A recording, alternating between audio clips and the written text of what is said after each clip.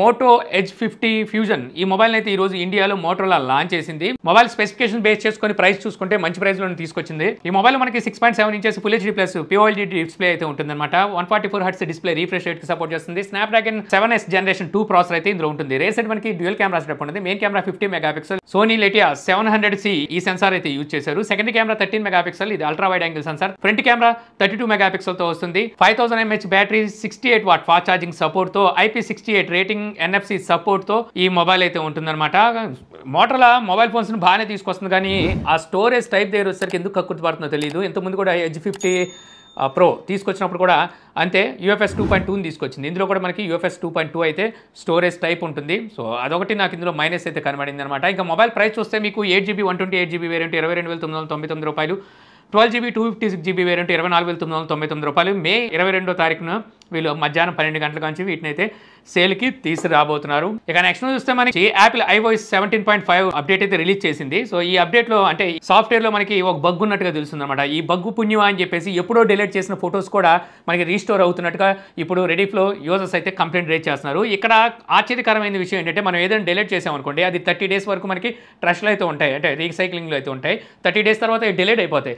కానీ ఒక యూజర్ చెప్పిన దాని ప్రకారం చూస్తే ఆయన 2010లో డిలీట్ చేసిన ఫొటోస్ ఇప్పుడు రీస్టోర్ అయినట్టుగా తనైతే చెప్తున్నాడు. సో ఇది నిజంగా చెప్పాలంటే ఒక రిస్కీ బగ్ అని చెప్పొచ్చు. ఎవరైతే వాళ్ళ ప్రైవేట్ ప్రొడక్ట్స్ ఉంటాయో వాటిని డిలీట్ చేసుకున్న తర్వాత, అంటే డిలీట్ చేసుకుంటారు కదా, అవి రీస్టోర్ అయినాయి అనుకోండి, పొరపాటున ఆ ఫోను ఇంట్లో వాళ్ళ చేతిలో కానీ ఫ్రెండ్స్ చేతిలో కానీ ఎవరి చేతిలోకి వెళ్ళినప్పుడు వాళ్ళ ఫొటోస్ చూసేటప్పుడు కనుక ఆ ఫొటోస్ బయటపడ్డాయి ఏంటి పరిస్థితి? ఒకవేళ మీరు ఏమైనా ఈ 17.5 అప్డేట్ కనుక చేసుకుంటే ఒకసారి చూసుకోండి మీ పాత ఫొటోస్ ఏమైనా రీస్టోర్ అయినాయేమో.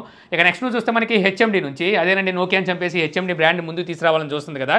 సో ఈ HMD ఈ రోజున యూరోప్లో ఒక మొబైల్ని అలా ఒక ట్యాబ్లెట్ని ఇది లాంచ్ చేసింది. ఇది ఒక రగ్గడ్ మొబైల్. ఇంతకుముందు లాస్ట్ ఇయర్ మనకి మే నెలలో ఖచ్చితంగా నోకియా XR21 అని చెప్పేసి ఒక మొబైల్ని లాంచ్ చేశారు. సో అదే మొబైల్ని వీళ్ళు ఇప్పుడు HMDలోకి రీబ్రాండ్ చేసి సేమ్ మొబైల్నే, జస్ట్ వీళ్ళు ఏంటంటే నోకియా బ్రాండ్ తీసి HMD అని పేరు పెట్టి ప్రైస్ ఇంకా ఎక్కువ పెట్టి అయితే అక్కడ లాంచ్ చేశారు. సో ఇందులో స్నాప్డ్రాగన్ 695 ప్రాసెసర్ ఉంటుంది. ప్రైస్ చూస్తే 53,000 రూపాయలు అక్కడ ప్రైస్ అయితే పెట్టారనమాట. చాలా టూ మచ్. ఇది కాకుండా ఒక HMD T21 అని చెప్పి ట్యాబ్లెట్ తెచ్చారు. ఇందులో యూనిసాక్ T612 ఈ ప్రాసెసర్ ఉంటుంది. ఈ ట్యాబ్లెట్ ప్రైస్ చూస్తే 24,300 దగ్గర అక్కడ ప్రైస్ పెట్టారు. అసలు వీళ్ళ కాన్ఫిడెన్స్ మెచ్చుకోవచ్చు అనమాట ఖచ్చితంగా, ఏమనుకొని తెస్తారో. ఇక నెక్స్ట్ చూస్తే మనకి ఐటెల్ నుంచి, ఐటెల్ యూనికాన్ పేరు మీద ఒక 2-in-1 వేరబుల్ డివైస్ అయితే తీసుకురాబోతుంది. ఆల్రెడీ వీళ్ళు యూనికాన్ ప్రో అనే ఏదో ఒకటి స్మార్ట్ వాచ్ని తెచ్చారు. అందులో ఇప్పుడు మళ్ళీ మరోటి అయితే తీసుకొస్తున్నారు. ఇది 2-in-1 అంటున్నారు. అంటే దీనికి కావాలంటే వాచ్ లాగా యూజ్ చేసుకోవచ్చు, పెండెంట్ లాగా కూడా యూజ్ చేయొచ్చు అనమాట. అంటే చైన్ వేసుకుని దానికి ఒక లాకెట్ లాగా కూడా అయితే యూజ్ చేయొచ్చు. కానీ ఇంకా ఈ రోజుల్లో వీటిని లాకెట్ లాగా ఎవరు యూజ్ చేస్తారు? సో వీళ్ళేదో ఒక ఓప్తో అయితే దీన్ని అయితే తీసుకురాబోతున్నారు. ప్రస్తుతం దీన్ని అయితే వీళ్ళు టీజ్ చేస్తున్నారు. ఇక నెక్స్ట్ చూస్తే మనకి ఇన్ఫినిక్స్ GT20 Pro మే 21వ తారీఖున అయితే మన ఇండియాలో లాంచ్ చేయబోతున్నారు. సో వరుసగా మనకి లాంచింగ్ చాలా ఉన్నాయి. 21వ తారీఖు ఈ మొబైల్ లాంచ్ అవుతుంది. 22వ తారీఖున రియల్మీ GTని లాంచ్ చేస్తుంది. 23వ తారీఖున పోకో F6ని లాంచ్ చేయబోతుంది. సో ఇలాగా వరుసగా ఇవన్నీ గేమింగ్ సెంట్రిక్ లాగే తీసుకురాబోతున్నారు మొబైల్స్ని. ఇవైతే లాంచ్ అవుతున్నాయి. అయితే ఇప్పుడు Infinix GT20 Pro price under 25,000 ఉంటుందని చెప్పేసి వీళ్ళైతే టీస్ చేయడం స్టార్ట్ చేశారు. ఇందులో MediaTek Dimensity 8200 అల్టిమేట్ ఈ ప్రాసెసర్ అయితే ఉండబోతుంది. చూద్దాం మరి వరుస పెట్టి లాంచ్ చేస్తున్న ఈ మొబైల్స్లో ఏ సక్సెస్ అయింది అనేది.